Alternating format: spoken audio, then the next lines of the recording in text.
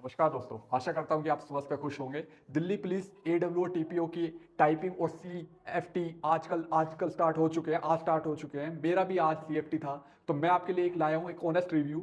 मैं क्यों ना आपको बता दिया जाए कि आपको किन बातों का ध्यान रखना है और मेरे को क्या चीज़ शॉकिंग लगी और क्या प्रोसेस था, कैसे आपको उस सेंटर पे पहुंचना है।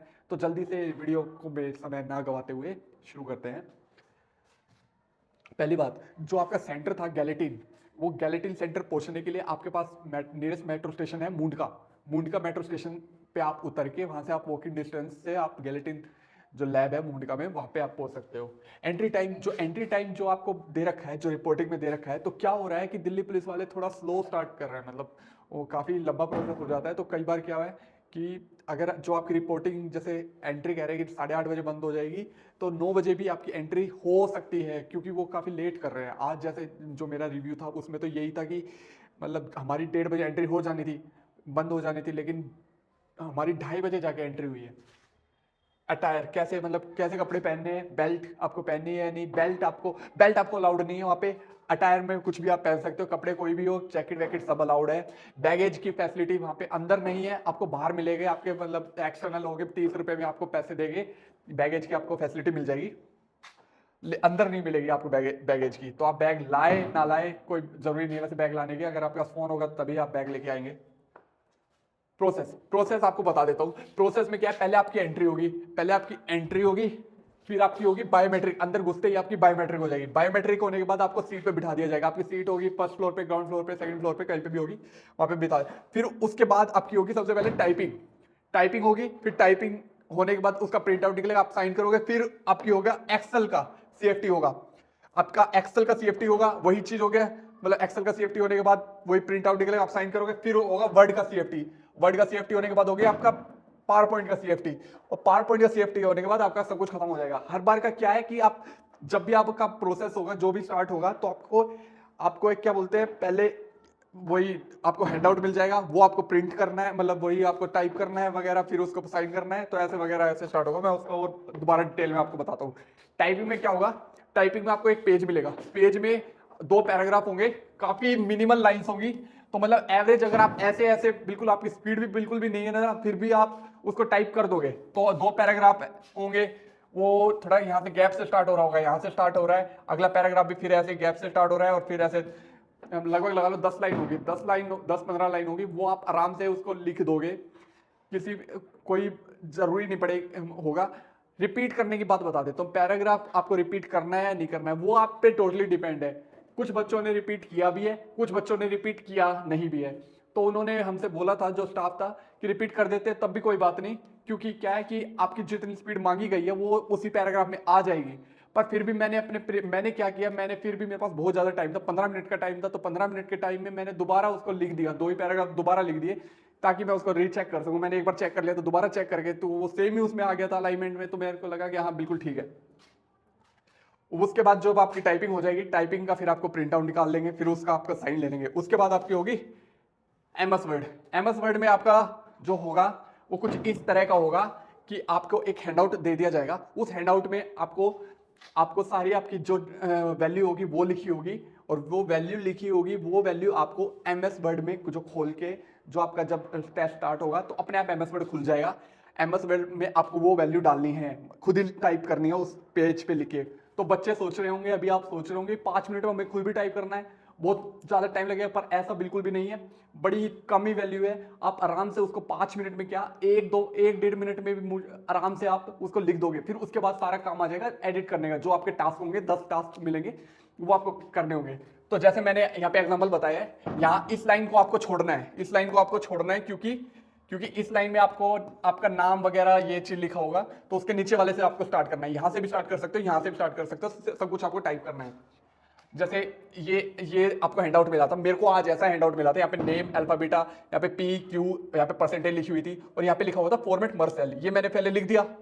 इसमें फिर हमें ये लिखने के बाद पहले कह दिया कि कॉलम, जैसे पहला टास्क है कॉलम ए को बोल्ड करना है, तो पहले कॉलम ए को मैंने बोल्ड कर दिया। फिर कॉलम ए को इटैलिक करना है, सेकंड टास्क ये हो गया, कॉलम ए को इटैलिक कर दिया, यहाँ से इटैलिक कर दिया, यहाँ से बोल्ड कर दिया। फिर कॉलम ए को फिर अंडरलाइन करना है, फिर कॉलम बी को, सबके हाफ मार्क्स थे, सबके हाफ मार्क्स भी थे, ठीक है। फिर कॉलम बी को ऐसे ही बोल्ड करना है, फिर उसको सेंटर लेफ्ट अलाइन करना है, फिर कॉलम क्यू को, कॉलम सी है, कॉलम सी को राइट अलाइन करना है। फिर ये था फॉर्मेट सेल, ये दो अलग लिखे हुए थे ना, इसमें क्या करना था, इसमें हमें टास्क था कि मर्ज करना है इन दोनों सेल को, दो रो कॉलम डी के फर्स्ट 2 रोज को हमें मर्ज करना है।